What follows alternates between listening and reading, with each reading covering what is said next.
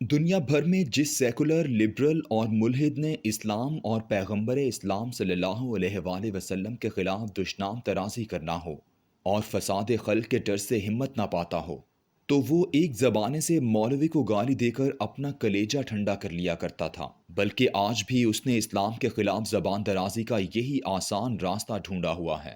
لیکن بھلا ہو ذوالفقار علی بھٹو کی عالمی لیڈر کہلانے کی ہوس کا کہ اس نے 1974 میں لاہور شہر میں اسلامی کانفرنس بلا کر اسلام کے خلاف اپنا بغض نکالنے والوں کو ایک اور آسان راستہ عطا کر دیا۔ بھٹو اس اسلامی کانفرنس کے انعقاد کی آڑ میں بنگلہ دیش کی تخلیق کو تسلیم کرنا چاہتا تھا۔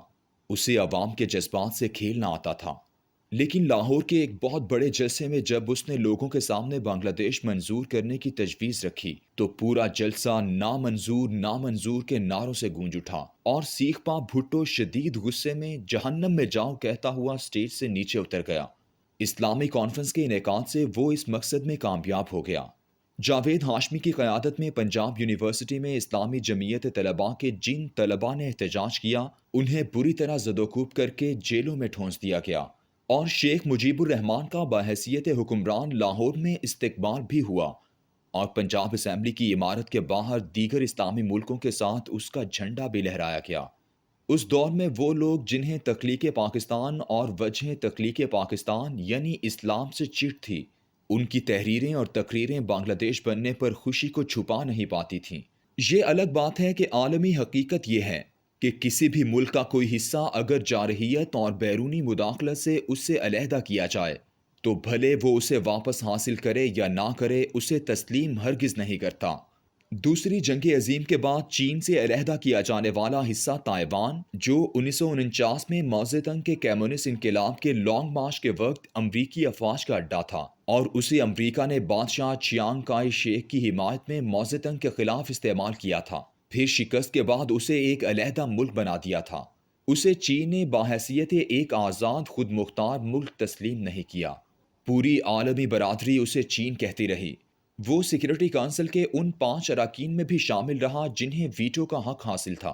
چین اس وقت تک عسکری اور معاشی طور پر کمزور تھا، لیکن جب وہ اس قدر طاقتور ہو گیا کہ مغرب کی ضرورت بن گیا تو 25 اکتوبر 1971 کو اقوام متحدہ نے قرارداد نمبر 2758 پاس کی، تائیوان کو کان پکڑ کر مستقل رکن کی سیٹ سے نکالا اور موزے تنگ کے چین کو وہاں بٹھا کر ویٹو کی تلوار بھی تھما دی۔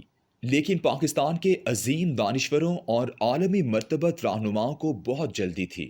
شاید وہ سمجھتے ہوں گے کہ ایسا کرنے سے مسلمانوں کے دلوں سے دو قومی نظریے کا خواب ٹوٹ جائے گا، بکھر جائے گا۔ بھٹو نے ایسے لاتعداد مقاصد کے لیے اسلامی کانفرنس تو بلا لی، لیکن اس کانفرنس میں بھی وہ مسلمان ملکوں کے مسلمان کہلانے والے سیکولر لبرل بادشاہوں اور روس نواز جمہوری حکمرانوں کو اکٹھا نہ کر سکا۔ پوری امت میں سے ایران نے شامل ہونے سے انکار کر دیا۔ امریکہ نواز ایران نے ایسی کسی میز پر بیٹھنے سے انکار کیا جس میں روس نواز لیبیا کا قذافی موجود ہوگا۔ کانفرنس ختم ہوئی، بھٹو نے قذافی کے ساتھ فیروز پور روڈ پر واقع کرکٹ اسٹیڈیم میں جلسہ کیا اور اسٹیڈیم کا نام بھی قذافی اسٹیڈیم رکھ دیا گیا۔ تالیوں کی گونج میں بھٹو فخر ایشیا اور اسلامی دنیا کا قائد بن گیا۔ بھٹو کے دوست پہلو مودی نے اپنی کتاب زلفی مائی فرینڈ میں لکھا ہے کہ جب میں اسے کیلیفورنیا یونیورسٹی میں پوچھا کرتا کہ کیا تم پاکستان کی قیادت کا خواب دیکھتے ہو، تو وہ کہتا پاکستان میرے لیے بہت چھوٹا میدان عمل ہے، میں زیادہ سے زیادہ عالمی اور کم از کم علاقائی لیڈر کی حیثیت سے ابھرنا چاہتا ہوں۔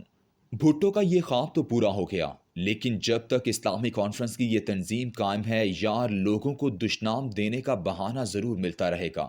کس قدر حیرت اور تعجب کی بات ہے کہ پوری دنیا میں اس طرح کی لاتعداد علاقائی تنظیمیں ہیں جو مختلف ملکوں نے مل کر بنائی ہیں، جن کی کارکردگی صرف اور صرف ایک گفتگو کے فورم، ڈیبیٹنگ کلب سے زیادہ نہیں ہے، لیکن ان کی افادیت اور کارکردگی پر سوال نہیں اٹھایا۔ خود پاکستان 2 بڑی علاقائی تنظیموں کا رکن ہے، جن میں سے ایک سارک ہے جو 1985 میں بنی، جس میں بھوٹان، بنگلہ دیش، بھارت، مالدیپ، نیپال اور سری لنکا شامل تھے، اور 2007 میں افغانستان کو بھی اس کا حصہ بنایا گیا۔ دوسری بڑی علاقائی تنظیم اکنامک کوآپریشن آرگنائزیشن ہے، جس میں تمام مسلم ممالک ہی شامل ہیں۔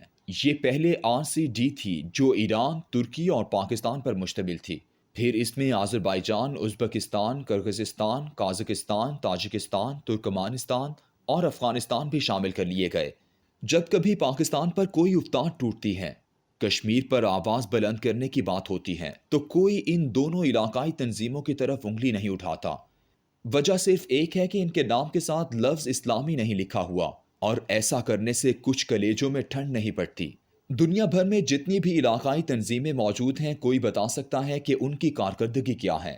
انہوں نے اپنے علاقوں کے کون سے مسئلے حل کرائے، کون سی جنگیں رکوائیں، کتنے ملکوں کو قحط، غربت اور افلاس سے نجات دلائی؟